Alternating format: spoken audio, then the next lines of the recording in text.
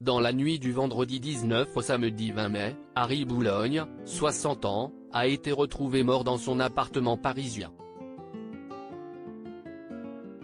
D'après un proche du fils supposé du guépard, qui s'est entretenu aux Parisiens, ce dernier était en fauteuil roulant, et très mal en point, un mois avant de mourir. La mort d'Harry Boulogne est un choc. Ce samedi 20 mai, le fils illégitime d'Alain Delon, a été retrouvé sans vie, dans son appartement du XVE arrondissement de Paris, selon une information du Parisien confirmée par le parquet de Paris à BFM TV. Une personne a immédiatement été placée en garde à vue pour non-assistance à personne en danger. Il s'agit d'une femme qui pourrait être sa compagne. Dès lors, l'AFP a précisé qu'une enquête était en cours afin d'éclaircir les circonstances dans lesquelles a pu survenir le décès de la victime, qui était hémiplégique, selon le parquet. La police a été appelée à 4 heures du matin par la femme de 58 ans qui se trouvait au domicile du demi-frère d'Alain Fabien et Anouchka Delon. Elle aurait découvert avec stupeur le corps d'Harry Boulogne dans un état de décomposition avancé, précise le Parisien.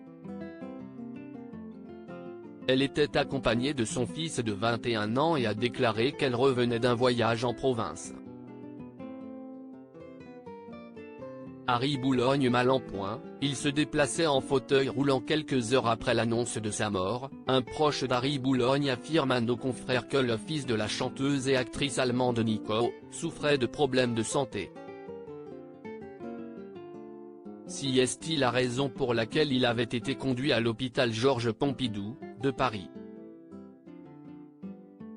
La dernière fois que j'ai échangé avec lui, il y a un mois, il était en fauteuil roulant, à la suite d'une mauvaise chute, a confié un proche d'Harry Boulogne.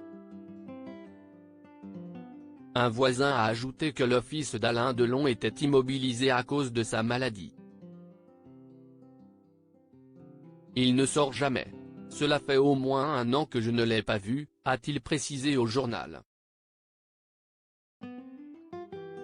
Une autre a ajouté que le fils adoptif d'Édith Boulogne était toxicomane. Il ne parvenait pas à se déplacer et surtout, il était toxicomane. Tous les jours, ici, c'était le balai des livreurs de stupes, a-t-elle fait savoir. Le Parisien ajoute que la dépouille du père de famille a été conduite à l'Institut médico-légal de Paris pour y subir une autopsie. Les circonstances exactes de sa mort ne sont pas encore connues.